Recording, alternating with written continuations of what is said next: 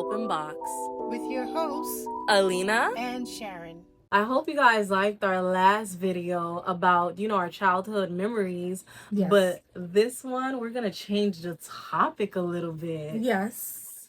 And it's going to be about toxic work environment. Yes. And I'm sure a lot of you have worked in some areas or some jobs, some careers where the environment was not pleasing to you. Some of you just love your job. Yeah. So today we're going to be talking about it's going to be like a variety of things. We're going to talk about like the friendships you created in your workplace. We're going to talk about management, how there's pros and cons, the goods and the bads. And we're going to be talking about a lot of things that happens in the work environment. What is your routine thing that you would normally do before you say, you know what, I am getting dressed, go to work? What do you do? Girl, I like to play music.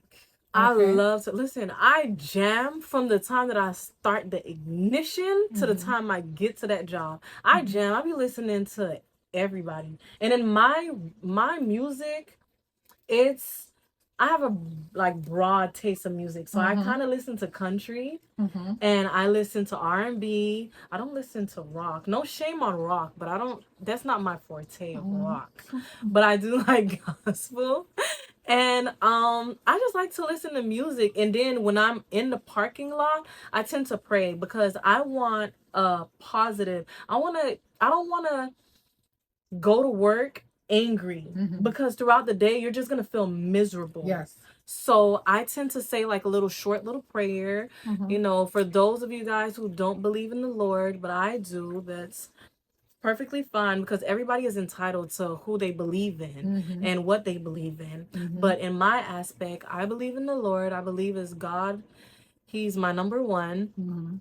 And I say me a short little prayer, and I just pray for a good day at work, because in my work, it's like you could turn a good day to a bad day in a snap of a second. Yes. So it could be anything. Anything could just trigger that moment and just be like, oh my God, by the time you get home, you just feel so drained. And you don't want to bring that that emotion, you don't want to bring that kind of energy back home, especially to the kids, to the husband, to the boyfriend. You don't want to bring that home. Nope.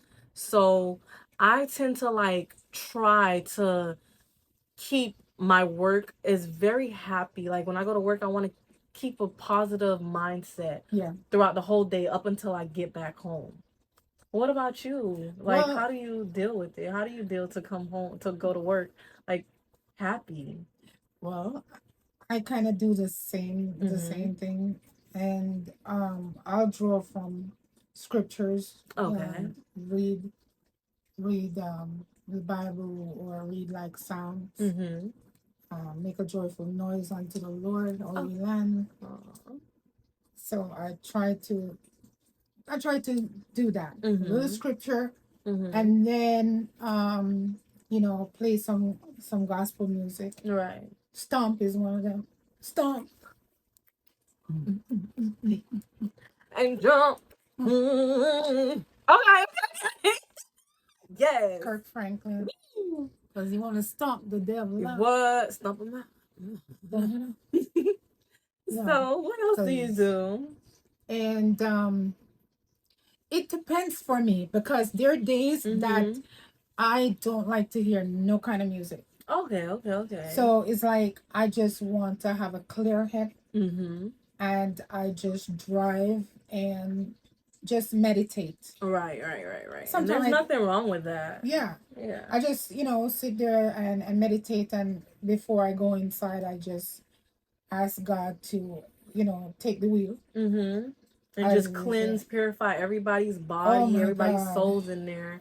And and just make sure that by the time I get in there into the job, I don't have to I think I know what you're about to say.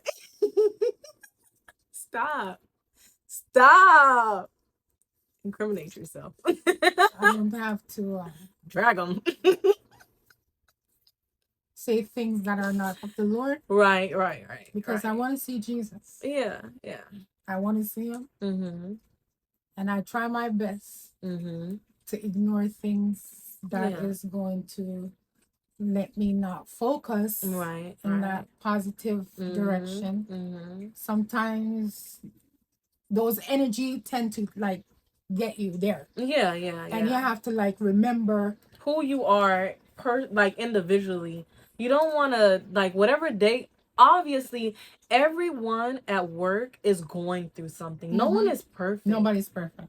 So you don't want to like. My thing is, don't bring whatever you have home into the work environment. It's kind of easy to say, but it's hard to do. It's hard to do because you're human. Yeah. Then you have the hoarder. What do you think the hoarder is? I mean, to me, I feel like a hoarder it could be a number of things. Because, I had a person in my job that as soon as it was time to clock in, the first place they will go is straight to the kitchen. And then I feel so, all kudos and whatever. But, some people go through a lot back, home. They're unfortunate to buy groceries. So they come to work to feast on everything. So they go in the kitchen, not my little ranch that I done brought from Publix. My little chicken that I brought from Publix. They're sticking their fingers. They sticking their fingers. Oh my God, I hate that.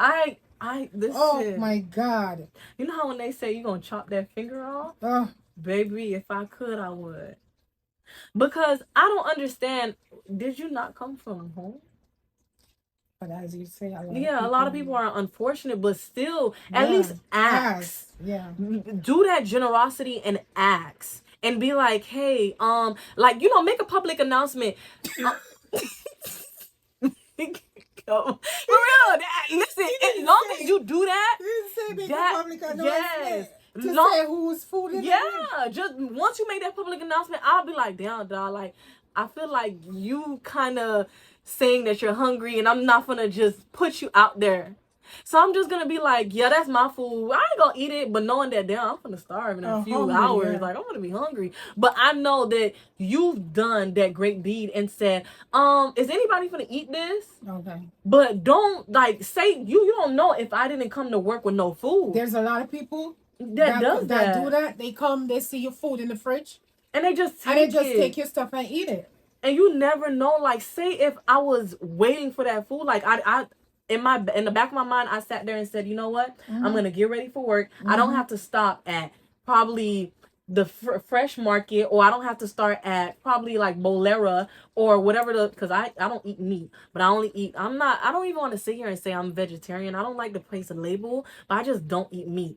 And you also too, you joined the journey. Joined the journey. Yeah, about 5 months now I stopped eating meat, and the only thing I eat is fish and shrimp, like seafood. Yeah, me too. Yeah, I stopped after I watch.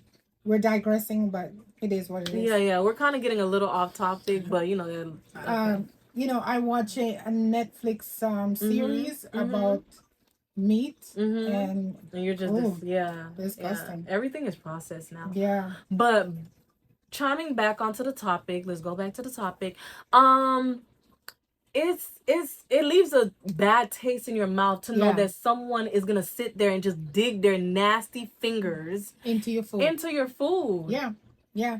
Just have that courtesy and just be like, hey, who food is this? You don't even have to sit here and say, I'm a little hungry, I didn't bring no food. Just say, dang, this food look good. Spice it up a little bit, cheer it up a little bit. Man, I wish I could get some of that food. Yeah, that food looks good. Damn. Oh, I never had that. But just, make it look good, make it look nice without you sitting here making it seem like you're starving. But give me that decency and let me make that decision and be like, all right, let me give you some food. Okay. Yeah. I think that's correct, right? And then another hoarder is like when they sit here and get the supplies, the job supplies.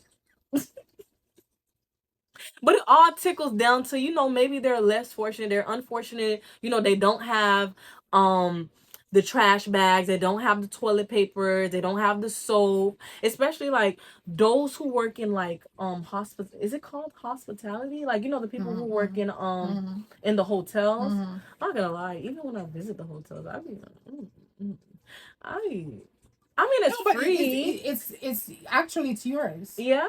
Yeah, the soap, all that stuff, that's yours. But and the lotion and the not the ones that they put up for community to use. It's the little care package. The little care package. Yeah. That's yours. You pay for it. You're paying $250 a night. Dang. Why wouldn't you? Why wouldn't I? Listen, that bag. That's a go bag gonna be full of supplies. But in the work aspect, like the people, they take more than what they need to take. Like taking the little minor stuff is like, long as you're able to take it and you're not going to get in trouble with work, you can take it, but don't go a step beyond and try to take a damn microwave. Don't take Fabuloso. Fabuloso. Don't take the cleaning supplies, because those are inventory. Like, don't take that. Like, that's kind of But it's actually I think what I wanted to talk about is when they keep information that is going to actually make your life actually simpler for you throughout the day, and they hoard that information. They don't give you took it all the away. I went beyond. That's fine though, because I went beyond. But that's fine because that also happened. People is like they work for the company, right, and they hoard all the information. Not just the information. I'm going by what you said. They hoard all the supplies and put it in their office, like it's coming out of their paycheck. It's like, Miss, can I get a pen? If I give you one pen, it's a problem. It's a problem. So didn't I just give you a pen last week? Ma'am, the ink done. The ink. The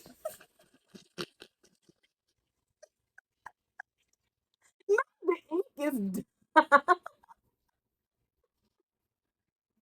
I was writing too much. I started writing a book. Too many papers, ma'am. I gotta write up too many papers. Okay? So it's not yours. Yeah, it's not yours to keep. I know you're working on behalf of the company, but it is not yours. And remember, one thing is not coming out of your paycheck. So don't even do that. Don't even try me like that. Just give me the pen. I asked you for it. Just give it to me. It's the people stuff. The people them stuff. Jeez. The people them paying feet. So give it to me. It's like, oh my God, another pen. I can't get over When can't you keep anything? And you get that look over the glasses. Yeah. Like, no, look on me. Like, ma'am, push that glasses back up on your nose. I'm going to take you out. What? Boop. But yeah, that right there, it's just too much for me. It's just too much. It be throwing me off. Like, now, especially when it's like even the other stuff. Like when they sit here, you ask them for a paper, you can't do that. You ask them for a bunch of like that pen situation, that pen example. It kind of threw me off. I'm just dying off of that pen situation. Damn, the ink went out. The ink went out of the pen. All right.